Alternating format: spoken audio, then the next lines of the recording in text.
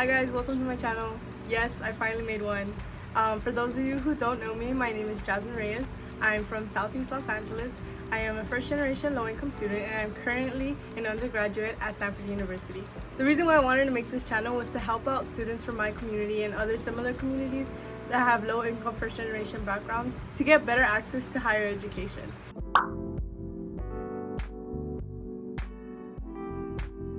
I know that when I was in high school, I didn't have as much help as other people who currently go to Stanford or other top universities, and I want to serve as an outlet or a resource for any aspiring college applicants.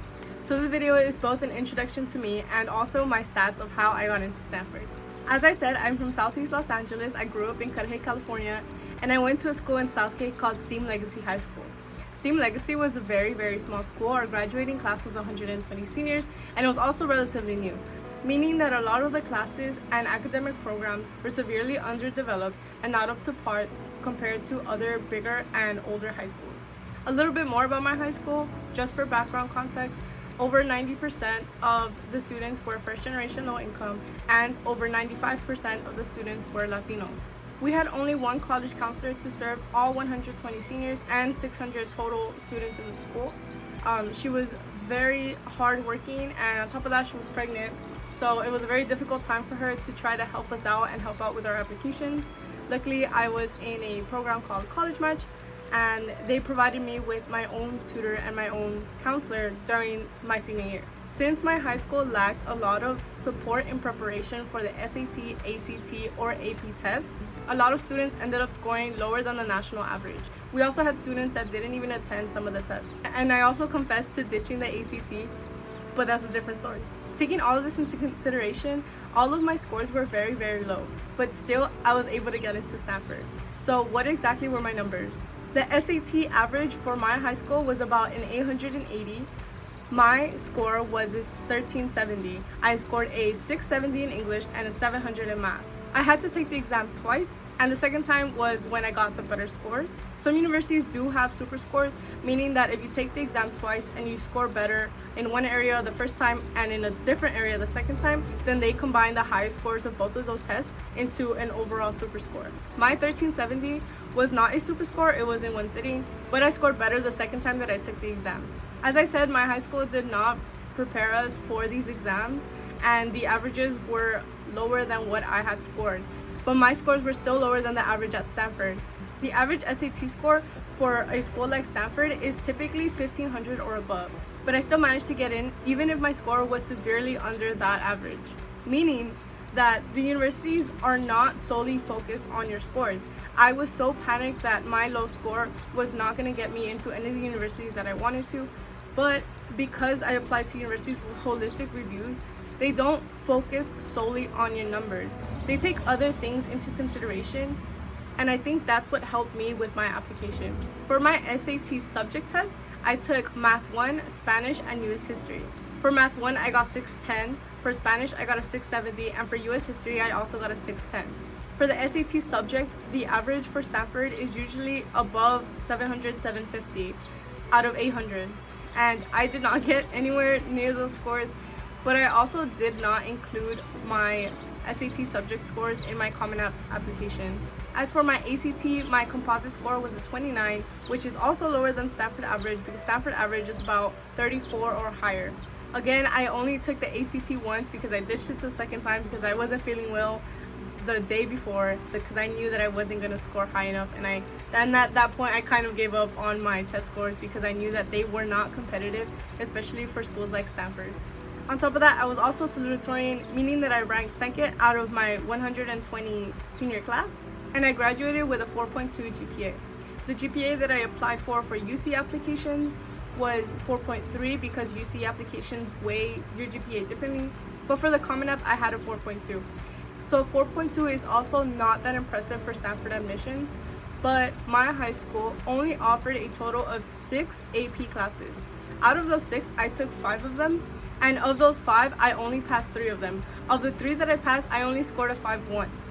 So as you can see, my overall numbers of my application was not good and not competitive compared to other people that did apply to Stanford that took like 10 AP tests and got 5s on all of them. The one class that I did not take was AP Art. I just felt like it was going to be too time consuming and it wasn't going to help me as much. So I decided to focus on the other 5 APs. 2 of them I took in junior year and 3 of them I took in my senior year. The 2 that I took in my junior year were AP English Language and AP US History. For both of those classes, it was about 25 students, and I remember that my AP US History teacher said that the majority of students did pass, but of the people that passed, only 1% out of 5, and I was not that 1%. So for my AP Lang class, the results were a little similar. I also did not score a 5 in that exam. Now for my senior year, I took AP Literature, AP Calculus, and AP Spanish. AP Spanish was the only class that I did score a 5 in because I am a native Spanish speaker and my family is from Mexico, so it was pretty easy for me. Now my AP Literature and my AP Calculus tests were different because I just lacked discipline in both of those classes, especially AP Calculus. It was just not an environment that we were able to learn as easily as other courses. Our class was too big and it was too noisy, and our teacher really kind of gave up on us on trying to teach the course. So for that class, we literally had a 0% pass rate. No one passed the AP test. The high score was a 2. Bruh.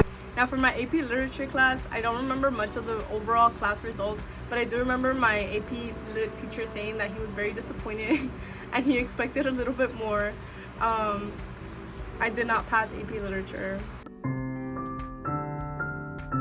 But that's also because I think that was in May of my senior year and I just didn't want to take tests. I knew that the scores that I sent to my colleges were done. I had already been accepted to Stanford at that point, and it just didn't seem important to me to take that test seriously.